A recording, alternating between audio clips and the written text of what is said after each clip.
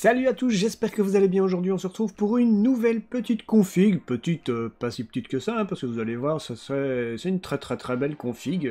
Vous allez pouvoir jouer à tous les jeux actuels en ultra, en 1080p, en 1440p, et voire même du 4K pour certains jeux. Il y a pas de souci, si vous avez un écran 4K, vous allez pouvoir jouer en 4K. Oui. C'est une très belle config qui fait plus ou moins 2000 €. On va voir ça tout de suite, tous les composants, on passe ça en revue. Allez, c'est parti.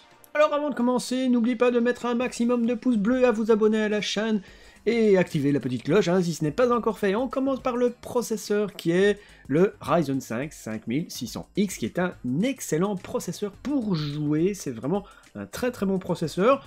Il est à 370 €, c'est un prix relativement correct. Il pourrait être un petit peu plus bas, mais ça va. Il a un tout petit peu baissé le prix, il était aux alentours de 400 € il n'y a pas si longtemps. 370, 370, bon, ça va. Ça va encore. Alors, ce processeur, on va le mettre sur une carte mère, une Asus ROG Strix B550F Gaming, que je vais bientôt vous présenter sur la chaîne, qui est une très bonne carte mère. Vous allez même pouvoir faire de l'overclocking avec cette carte mère. C'est vraiment excellent. Elle a tout ce qu'il faut, elle est pas trop chère, elle est un petit peu en promotion là pour l'instant. Au lieu de 215 €, elle est à un peu moins de 200 €. Donc c'est pas mal. Je vous la présenterai bientôt sur la chaîne, alors n'hésitez pas à vous abonner à la chaîne si vous n'êtes pas encore abonné. Ensuite, pour la mémoire RAM, on va mettre 2 barrettes de 8 Go de chez G-Skill, la Trident Z Neo, qui est une très bonne mémoire RAM pour les Ryzen, ici en 3600 MHz, ça va être plutôt bien. Maintenant, si vous avez le budget, mettez 4 barrettes de 8 Go, ça fera très bien l'affaire, mais déjà 16 Go pour commencer, c'est vraiment très bien. Pour 160 €, elle est un petit peu plus chère que certaines autres mémoires RAM, mais voilà, celle-ci est vraiment très bien. Alors, pour refroidir le processeur, c'est pas vraiment nécessaire, vous pouvez très bien laisser le ventirad de base, qui fonctionne relativement bien, même si il va chauffer un petit peu.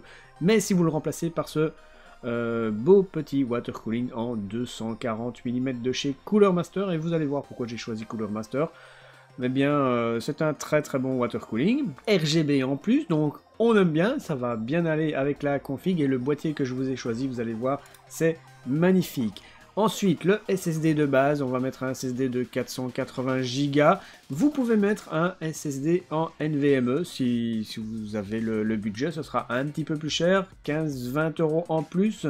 Vous mettez un SSD de base de 500 Go et ensuite vous mettez un disque dur classique de 2 Tera ou plus, celui suivant votre budget. À savoir que la configuration ici que je vous donne, c'est plus ou moins 2000 €. Si vous avez un petit peu plus de budget, eh bien vous pouvez très bien rajouter un petit peu de mémoire RAM. Vous pouvez mettre un SSD en NVMe à la place du SSD classique. Et ensuite, pour alimenter le tout, il faut quand même une bonne alimentation, parce que vous allez voir, la carte graphique que j'ai choisie, c'est quand même une très bonne carte graphique et qui va avoir besoin d'avoir une bonne alimentation. Celle-ci est très bien, elle est pas trop chère, 130 €. C'est une Corsair RM 750, donc 750 watts, c'est une full modulaire, c'est une bonne alimentation, 80 plus gold, elle fera très bien l'affaire pour votre config ici. Ensuite, on place tout ça dans un boîtier Cooler Master Masterbox TD500 Mesh, donc ça veut dire que la façade est en mesh, ça va bien laisser passer l'air pour bien refroidir votre config à l'intérieur. C'est un boîtier en blanc. Donc il est très classe, il est très cool, moi j'aime beaucoup ce boîtier, et vous allez avoir une très belle config, en plus avec le water cooling va très bien aller. Maintenant si vous voulez mettre un water cooling en blanc, eh bien ça fera très bien l'affaire aussi. Et puis ensuite la carte graphique. Alors la carte graphique j'ai pas sélectionné sur Amazon parce qu'il n'y en a pas. Mais vous pouvez en trouver des RTX 3070 pour cette config. Aux alentours, évidemment, un petit peu cher. Ici, on peut en trouver à 850 €, la RTX 3070 Eagle OC 8 Go de chez Gigabyte. Après, vous avez d'autres disponibilités à 869 €. De chez MSI, vous avez une Asus à 879 €. Voilà, vous avez pas mal de disponibilité quand même chez Alternate Belgique. Je vous ai dit ça sur l'onglet communauté de la chaîne cette semaine, des 3070 sont rentrés, donc il y a du stock.